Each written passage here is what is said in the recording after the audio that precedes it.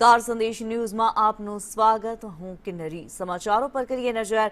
સુરતમાં નાસરનગરના ડેમોલિશન મામલે મોટો ઘટસ્ફોટ થયો છે। 2023માં ઝૂંપડા ખાલી કરાવવા માટે રૂપિયા આપ્યાનો દાવો કરવામાં આવ્યો છે।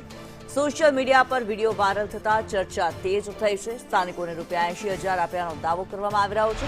385 ઝૂંપડપટ્ટી ધારકોને ચૂકવણી થયાનો આક્ષેપ થઈ રહ્યો છે। વિવિધ રાજકીય નામોની સંડોવણીના પણ આરોપો લાગી રહ્યા છે। ત્યારે ભૂતકાળની કામગીરીને લઈને ફરી સવાલો ઉઠ્યા છે। ઝાકિર શાહની ભૂમિકાને લઈને પણ ચર્ચા ગરમાઈ છે। પ્રશાસન તરફથી સત્તાવાર સ્પષ્ટતા હજુ બાકી છે।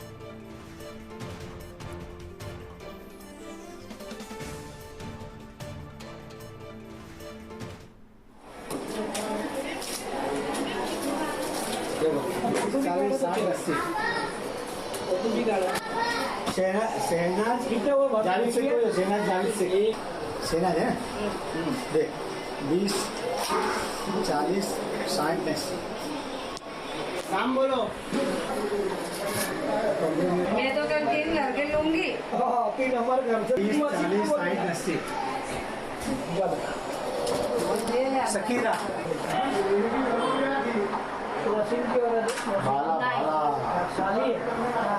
छोटी सलीम भाई की जो बहू है कायरा मोहसिन 20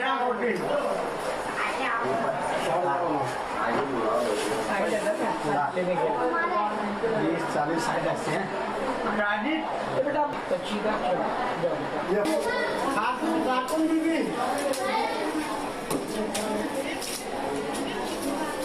देखो 40 60 80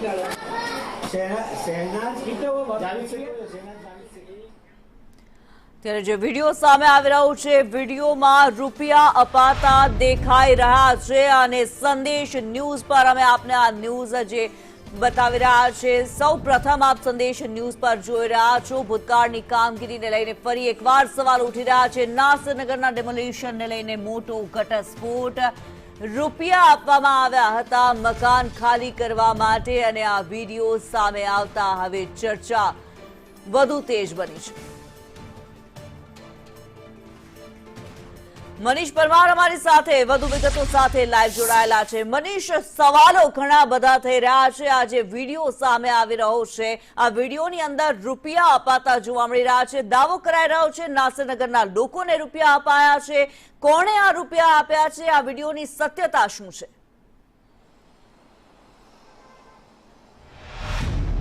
જી કિન્નરી, વાત કરીએ તો સુરતના જે કતારગામ વિસ્તારમાં આવેલા નાસીનગરની અંદર 106 મકાનોનું ડિમોલેશન કરવામાં આવ્યું હતું। ભૂટિયા ડિમોલેશન છે, હજી પણ જાણી નથી શકાયું કે આ ડિમોલેશન કોણે કર્યું હતું, પરંતુ મહાનગરપાલિકા અને જે કહેવાય કે પોલીસની હાજરીમાં બિલ્ડરના ઇશારે આ ડિમોલેશન કરવામાં આવ્યું હતું તેવી પ્રાથમિક માહિતી મળી હતી।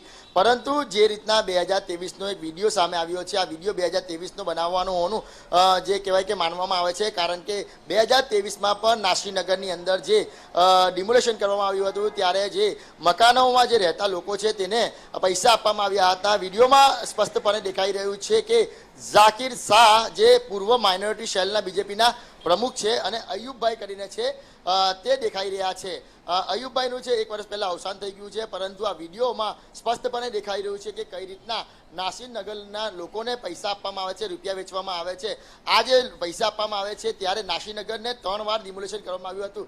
પ્રથમ વાર જ્યારે ડિમોલેશન કરવામાં આવ્યું ત્યારે પણ ક્યાંક ને ક્યાંક લાલચ અને લોભ આપવામાં આવી હતી અને બીજી વાર ડિમોલેશન કરવામાં એટલે કે 2023ની અંદર ડિમોલેશન કરવામાં આવ્યું હતું ત્યારે પણ જે લોકોને રૂપિયા આપવામાં આવ્યા છે સ્પષ્ટપણે દેખાઈ રહ્યું છે કે અંદર 200-200ની નોટો છે અને કોકને 40,000 રૂપિયા તો કોકને 80,000 રૂપિયા, એક ઝૂંપડા દીઠ જે 40,000 રૂપિયા આપવામાં આવી રહ્યા છે તેવો દાવો કરવામાં આવી રહ્યો હતો।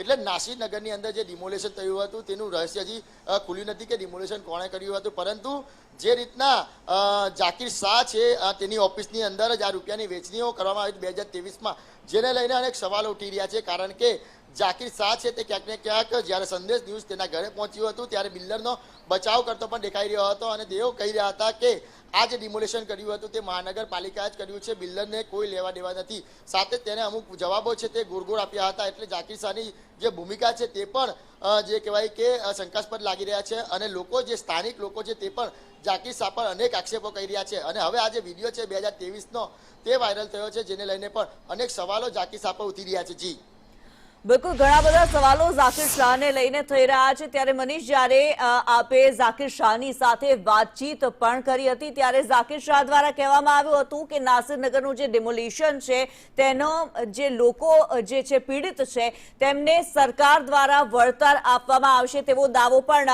તેમના દ્વારા કરવામાં આવ્યો હતો। જ્યારે આપ દ્વારા વાત કરવામાં આવી હતી ત્યારે શું આ વિડીયો અગાઉના ડિમોલિશનનો છે કે પછી હાલના જે ડિમોલિશનની સાથે કોઈ એનો સંબંધ છે? જી બિલકુલ, આ વિડીયો 2023નો છે, કારણ કે વિડીયોની ખરાઈ કરી હતી ત્યારે 2023નો વિડીયો આ સામે આવ્યો હતો। કારણ કે અંદર જે અયુબભાઈ કરીને દેખાઈ રહ્યા છે તે અયુબભાઈ 1 વર્ષ પહેલા તેમનું જે કહેવાય નિધન થઈ ગયું હતું। મહત્વની વાત એ છે કે 2023ની અંદર ડિમોલિશન થયું હતું અને આ જે અસરગ્રસ્તો છે તેને ઝાકિર શાહની ઓફિસે બોલાવવામાં આવ્યા હતા અને તેને રૂપિયા આપવામાં આવ્યા હતા। આ એ વિડીયો છે। બીજી બાજુ વાત કરીએ ત્યારે સંદેશ ન્યૂઝે અનેક સવાલો ઝાકિર શાહને પૂછ્યા હતા કે આ અસરગ્રસ્તોને કઈ રીતના મદદ કરવામાં આવશે, તો તેમણે કહ્યું હતું કે તેમની પાર્ટી તરફથી અને તેમના તરફથી તમામ જે લોકો છે તેને આવાસ પાડવામાં આવશે અને તે માટે તે રજૂઆત પણ કરશે। એટલે ક્યાંક ને ક્યાંક ઝાકિર શાહ છે તેની શંકાસ્પદ ભૂમિકા ઘણું બધું કહી જાય છે કે જે નાસીનગરની અંદર જે નવું ડિમોલેશન થયું છે, આ વખતે 106 મકાનોનું ડિમોલેશન થયું છે, તેમાં પણ તેની જે કહેવાય કે ભૂમિકા શંકાસ્પદ માનવામાં આવે છે। લોકો, સ્થાનિક લોકો છે તે પણ આક્ષેપ કરી રહ્યા છે કે ડિમોલેશન વખતે ઝાકિર શાહ હાજર હતા અને ત્યારબાદ જે કહેવાય કે જે વિવાદ થયો, વિવાદ બાદ ઝાકિર શાહ ત્યાં આગળ ફરક્યા નથી, પરંતુ સંદેશ ન્યૂઝે ઝાકિર શાહને શોધી કાઢ્યો હતો। ત્યારે તમામ સવાલો પૂછ્યા હતા ત્યારે તેમણે જણાવ્યું હતું કે મહાનગરપાલિકાએ ડિમોલેશન કર્યું છે અને તેમને ગયા વખતે જે મદદ કરવામાં આવી હતી તે વખતે આ વખતે પણ તેમને એ જ રીતના મદદ કરવામાં આવે। બેસ્તાન જેવા વિસ્તારની અંદર જે આવાસો પલ્લા છે તેની અંદર આવાસ આપવામાં આવે। જ્યારે આપણે પૂછ્યું હતું કે બિલ્ડરના ઇશારે આ મકાનો તૂટી ગયા, ત્યારે ઝાકિર સાહેબ ક્યાંક ને ક્યાંક બિલ્ડરનો બચાવ કરતો પણ દેખાયો હતો। જી ધન્યવાદ મનીષ આ માહિતી માટે।